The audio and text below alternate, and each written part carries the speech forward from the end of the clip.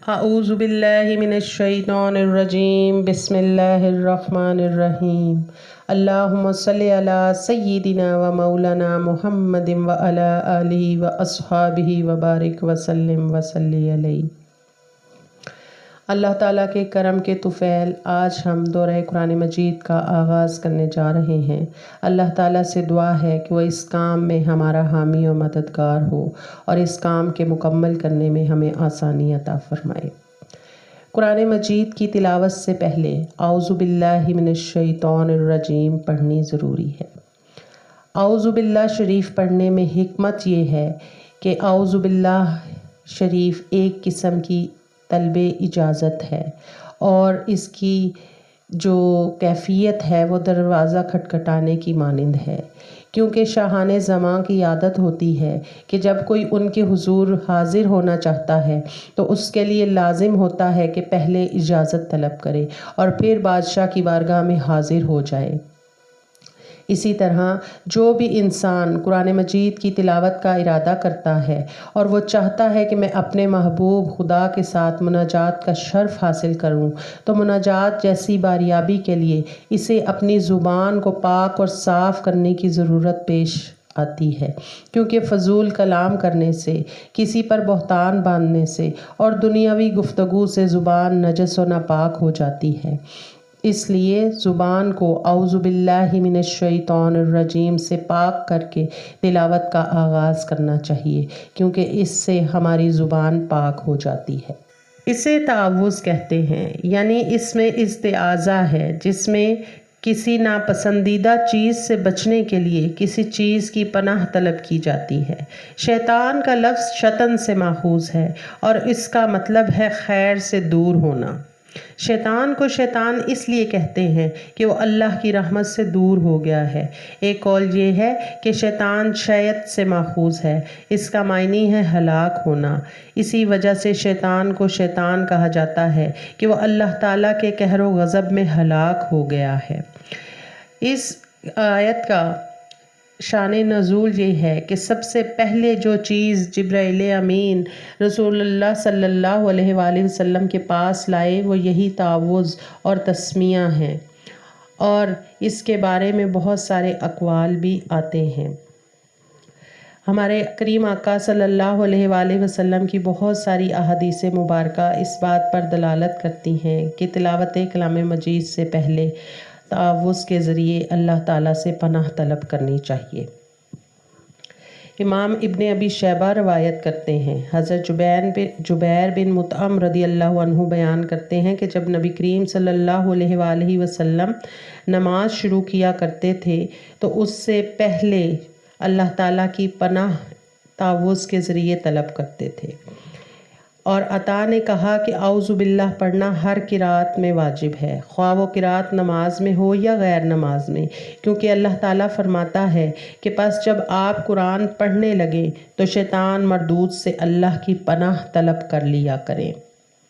تو اس لحاظ سے ہمیں یہ پتہ چلتا ہے کہ قرآن مجید کی تلاوت ہو یا کوئی بھی عبادت ہو، اس کے آغاز سے پہلے اللہ تعالیٰ کی پناہ طلب کرنا ضروری ہے، کیونکہ اعوذ باللہ میں اللہ تعالیٰ سے اس کے فضل کا سوال کیا جاتا ہے، اس کی پناہ طلب کی جاتی ہے، اور جب انسان اللہ تعالیٰ کی پناہ میں آ جاتا ہے تو پھر اس کے لیے کام کا کرنا آسان ہو جاتا ہے۔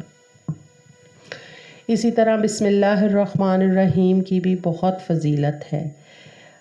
بعض روایات کے مطابق تمام علوم باری تعالیٰ جن میں چاروں آسمانی کتابیں اور صحف سماویہ شامل ہیں، وہ سب کے سب اللہ تعالیٰ نے قرآن مجید میں جمع فرمائے ہیں، اور ان تمام علوم کا علم قرآن پاک میں رکھ دیا گیا ہے، اور قرآن پاک کا تمام علم سورہ فاتحہ میں رکھ دیا گیا ہے، اور سورہ فاتحہ کا تمام علم بسم اللہ الرحمن الرحیم میں رکھ دیا گیا ہے، اور بسم اللہ الرحمن الرحیم کا تمام علم بسم اللہ کی با میں رکھ دیا گیا ہے۔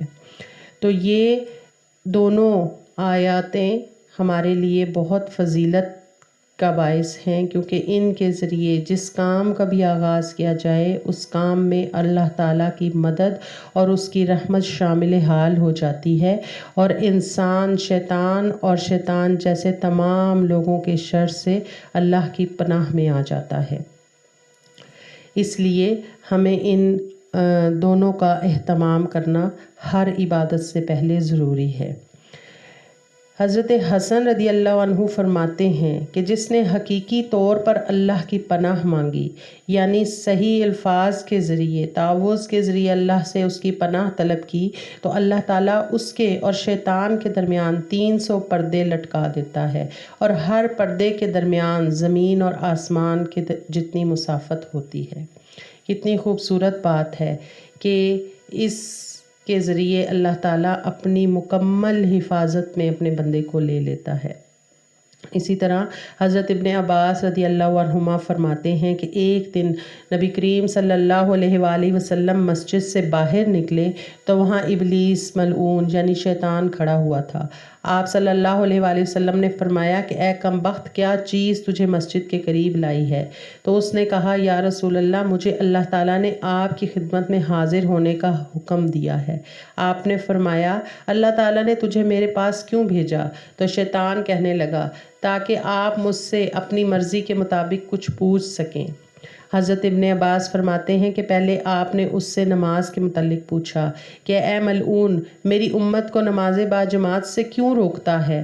تو شیطان نے عرض کیا کہ اے حضور، جس وقت آپ کا کوئی امتی باجماعت نماز کے لیے گھر سے نکلتا ہے تو مجھے بخار آ جاتا ہے۔ جب تک وہ واپس نہیں ہوتا میں اس بخار کی حرارت میں تڑپتا رہتا ہوں۔ پھر آپ صلی اللہ علیہ وآلہ وسلم نے پوچھا کہ تو میرے امتیوں کو علم حاصل کرنے اور دعا کرنے سے کیوں روکتا ہے؟ تو اس نے کہا، اس لیے کہ جب بھی آپ کا کوئی امتی اللہ سے دعا کرتا ہے تو میں اندھا اور بہرا ہو جاتا ہوں، اور جب وہ اپنی دعا سے فارغ ہوتا ہے تو مجھے شفا ملتی ہے۔ تو پھر آپ صلی اللہ علیہ وآلہ وسلم نے اس سے پوچھا کہ تو میرے امتیوں کو قرآن پڑھنے سے کیوں روکتا ہے؟ تو اس نے کہا کہ قرات سے میں کلئی کی طرح آگ میں پگھلتا رہتا ہوں، یعنی جب بھی کوئی امتی قرآن مجید کی تلاوت کرتا ہے تو شیطان آگ میں پگھلنا شروع ہو جاتا ہے۔ پھر آپ صلی اللہ علیہ وآلہ وسلم نے فرمایا کہ تو ان کو جہاد سے کیوں روکتا ہے جبکہ وہ جہاد کے لیے نکلنے کا ارادہ کرتے ہیں؟ تو اس نے کہا کہ جب آپ کی امتی جہاد کے لیے نکلتے ہیں اس وقت میرے قدموں میں زنجیر ڈال دی جاتی ہے یہاں تک کہ وہ واپس آ جائیں۔ اسی طرح جب آپ کے امتی حج کو جاتے ہیں تو ان کی واپسی تک میرے گلے میں توق اور پاؤں میں زنجیریں ڈال دی جاتی ہیں۔ اسی طرح جب کوئی امتی صدقے کا ارادہ کرتا ہے تو میرے سر پر کلہاڑے چلتے ہیں جو مجھے ایسے کاٹتے ہیں جیسے لکڑیوں کو کاٹا جاتا ہے۔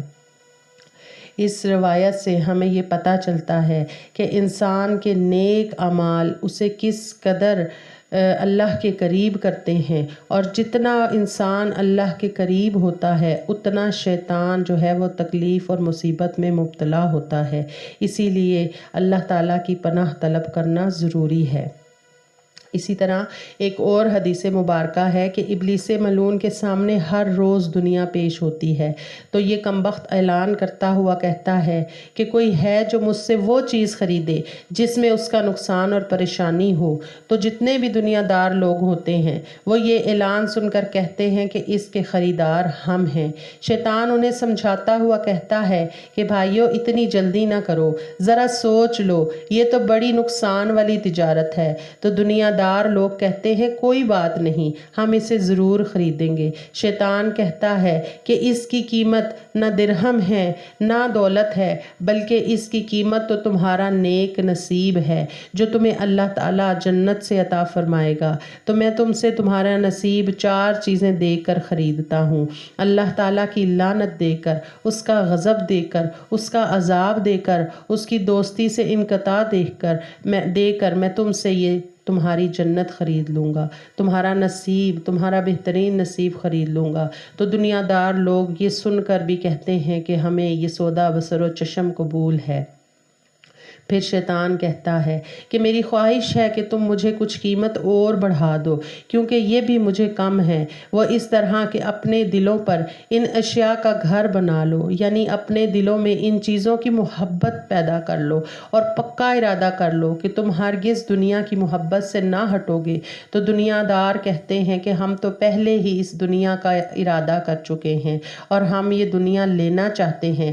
یہ کہہ کر دنیا دار دنیا خرید لیتے ہیں اور شیطان ہنس کر کہتا ہے کہ یہ بہت ہی بری تجارت ہے۔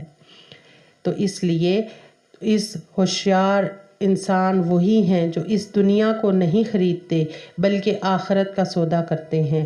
اس دنیا کی ہر خواہش کو سے پردہ کرتے ہوئے اللہ کی پناہ طلب کرتے ہیں اور اللہ سے وہ چیز طلب کرتے ہیں جو ان کے لیے دنیا میں بھی فائدہ مند ہوتی ہے اور آخرت میں بھی فائدہ مند ہوتی ہے۔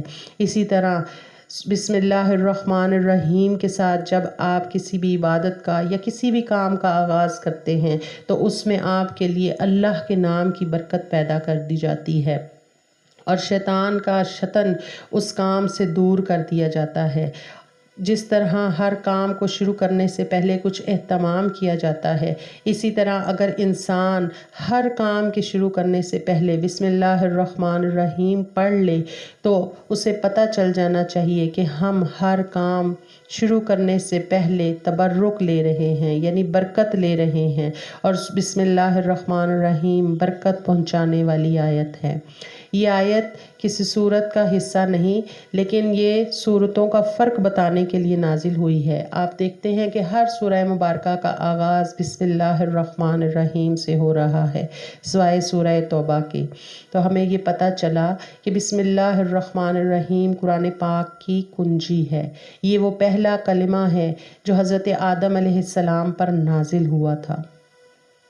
اگر اس کی شان نزول کو سمجھنا چاہیں تو ہمیں یہ پتہ ہونا چاہیے کہ کفار کی عادت تھی کہ ہر کام شروع کرتے وقت اپنے بتوں کا نام لیتے تھے، یعنی وہ بسم اللہ والعزیٰ کہتے تھے، لیکن مومن لوگوں پر اللہ تعالیٰ نے یہ لازم کر دیا کہ وہ ہر کام شروع کرنے سے پہلے اپنے معبود کا نام لے، اپنے رب کا نام لے، تاکہ ان کے ہر کام میں خیر و برکت ہو اور عافیت کے ساتھ وہ اپنے کاموں کو تکمیل تک پہنچا سکیں۔ اب یہاں پر بسم اللہ الرحمن الرحیم کے اہتمام سے اللہ تعالیٰ اپنے بندوں پر یہ ظاہر کرتا ہے کہ اس کائنات میں جو کچھ بھی تھا وہ مجھ سے تھا اور جو کچھ ہوگا وہ مجھ سے ہوگا، اور تمام عالم کا پیدا ہونا میرے ہی توسط سے ہے اور تمام عالم کی بقا بھی میرے ہی توسط سے ہے، تمام عالم کی فنا بھی میری ہی وجہ سے ہے اور میرے سوا کسی دوسرے کا وجود نہیں ہے۔ تو اس لیے تم ہر کام کا آغاز کرنے سے پہلے بسم اللہ الرحمن الرحیم کا اہتمام کر لیا کرو۔ اب بسم اللہ الرحمن الرحیم میں بہت ساری حکمتیں ہیں، بہت ساری برکتیں ہیں، بہت ساری اس کے اندر بلندیاں ہیں، جیسے کہ با کا لفظ بلندی، تواضع اور انکساری کے لیے بولا جاتا ہے۔ تو اللہ تعالیٰ سے دعا ہے کہ وہ ہمیں اپنی تعلیمات کے مطابق زندگی گزارنے کی توفیق عطا فرمائے